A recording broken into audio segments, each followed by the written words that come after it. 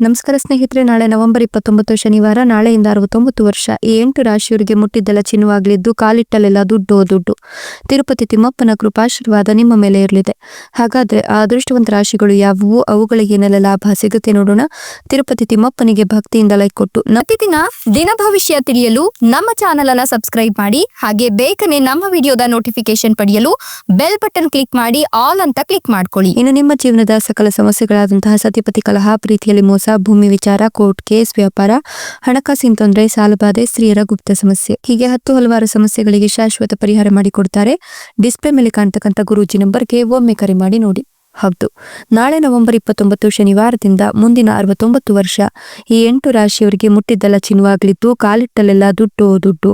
ತಿರುಪತಿ ತಿಮ್ಮಪ್ಪನ ಕೃಪಾಶೀರ್ವಾದ ನಿಮ್ಗೆ ಸಿಗೋದ್ರಿಂದ ನಿಮ್ಮ ಜೀವನದ ಆರ್ಥಿಕ ಪರಿಸ್ಥಿತಿ ಬಲವಾಗ್ತಾ ಹೋಗುತ್ತೆ.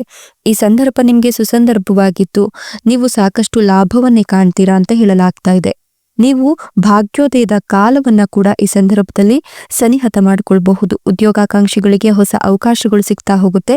ನಿಮ್ಮ ಪ್ರತಿಷ್ಠೆ ಮತ್ತೆ ಲಾಭದಲ್ಲಿ ಹೆಚ್ಚಳವಾಗುತ್ತೆ. ಸಕಾರಾತ್ಮಕ ಹೊಸ ಉದ್ಯೋಗದ ಕೊಡುಗೆ ನಿಮ್ಮ ಕಷ್ಟದ ದಿನಗಳನ್ನ ಶಮನಗೊಳಿಸುತ್ತೆ. ಶಕ್ತಿ ಮತ್ತು ಉತ್ಸಾಹದಿಂದ ತುಂಬಿರುತ್ತೆ. ಹೊಸ ಯೋಜನೆಗಳಲ್ಲಿ ಕೆಲಸ ಮಾಡೋರಿಗೆ ಉತ್ತಮ ಅವಕಾಶಗಳು ಸಿಗ್ತಾ ಹೋಗುತ್ತೆ. ಇದರ ಜೊತೆಗೆ ನಿಮ್ಮ ಭವಿಷ್ಯ ಪ್ರಜ್ವಲಿಸುತ್ತೆ. ಈ ರಾಶಿಯವರಿಗೆ ಮುಂಬರುವ ದಿನಗಳು ಸಾಕಷ್ಟು ಲಾಭವನ್ನ ತಂದುಕೊಡ್ತವೆ. ಇವರು ಅಂದುಕೊಂಡಂತಹ ಶೈಲಿಯಲ್ಲಿ ಜೀವನವನ್ನು ನಡೆಸಲಿಕ್ಕೆ ಇವರ ಕಠಿಣ ಪರಿಶ್ರಮ ಕೂಡ ಅಷ್ಟೇ ಅತ್ಯವಶ್ಯಕವಾಗತ್ತೆ. ಇವರು ಸಾಕಷ್ಟು ಒಳ್ಳೆಯ ಪ್ರಯೋಜನಗಳನ್ನು ಪಡಿತಾ ಹೋಗ್ತಾರೆ. ಇವರ ಜೀವನದಲ್ಲಿ ಬಯಸಿದೆಲ್ಲವೂ ಕೂಡ ಅತ್ಯಂತ ಸುಲಭವಾಗಿ ಸಿಗ್ತಾ ಹೋಗುತ್ತೆ ಅಂತ ಹೇಳಬಹುದು. ಇವರು ಏನೇ ಕೆಲಸ ಕಾರ್ಯಗಳನ್ನು ಮಾಡಿದ್ರೂ ಕೂಡ ಅದರಲ್ಲಿ ಅತ್ಯಧಿಕ ಧನಾಗಮನವನ್ನ ಕಾಣ್ತಾರೆ. ಕಠಿಣ ಪರಿಶ್ರಮವು ಇವರಿಗೆ ಕೆಲಸದಲ್ಲಿ ಮೆಚ್ಚುಗೆ ಪಡೆಯುವಂತೆ ಮಾಡುತ್ತೆ. ಉದ್ಯಮಿಗಳ ತಮ್ಮ ಸಂಪರ್ಕದಿಂದಾಗಿ ಗಮನಾರ್ಹ ಪ್ರಯೋಜನಗಳನ್ನು ಪಡೆದುಕೊಳ್ತಾರೆ. ವಿದೇಶಿ ಪ್ರಯಾಣ ನಿಮಗೆ ಸಾಕಷ್ಟು ಲಾಭವನ್ನ ತಂದುಕೊಡುತ್ತೆ. ಜೀವನೋಪಾಯದ ಕ್ಷೇತ್ರದಲ್ಲಿ ನಿಮಗೆ ಕೆಲವು ಉತ್ತಮ ಅವಕಾಶಗಳು ಸಿಗೋದ್ರ ಜೊತೆಗೆ ನಿಮ್ಮ ಅಪರಿಪೂರ್ಣ ಕೆಲಸಗಳು ಪೂರ್ಣಗೊಳ್ಳುತ್ತೆ. ಹಾಗಾಗಿ ಧಾರ್ಮಿಕ ಕ್ಷೇತ್ರಗಳಲ್ಲಿ ನಿಮ್ಮ ಒಂದು ಪ್ರಯಾಣ ಹೆಚ್ಚಿಗೆ ಆಗ್ತಾ ಹೋಗುತ್ತೆ. ವಿವಾಹಿತ ದಂಪತಿಗಳು ಪರಸ್ಪರ ಬೆಂಬಲದಿಂದ ಇರ್ತಾರೆ ಅಂತ ಹೇಳಬಹುದು. ಮಕ್ಕಳ ಕಡೆಯಿಂದಲೂ ಕೂಡ ಇವರು ಸಿಹಿ ಸುದ್ದಿಯನ್ನ ಕೇಳ್ತಾರೆ.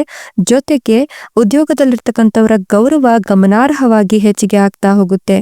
ಮಕ್ಕಳಿಂದ ಒಳ್ಳೆಯ ಸುದ್ದಿ ಕೇಳುವುದರ ಜೊತೆಗೆ ಮಕ್ಕಳು ವಿದ್ಯಾಭ್ಯಾಸದಲ್ಲಿ ಪ್ರಗತಿಯನ್ನ ಸಾಧಿಸಿ ನಿಮ್ಗೆ ಉತ್ತಮ ಹೆಸರನ್ನ ತಂದುಕೊಡ್ತಾರೆ. ಇನ್ನು ಒಂದಷ್ಟು ವಿಚಾರಗಳಲ್ಲಿ ನೀವು ಜಾಗರೂಕರಾಗಿ ಕೆಲಸವನ್ನ ಮಾಡಬೇಕಾಗತ್ತೆ. ಬಾಕಿ ಇರ್ತಕ್ಕಂಥ ಕೆಲಸಗಳು ಪೂರ್ಣಗೊಳ್ಳುತ್ತೆ.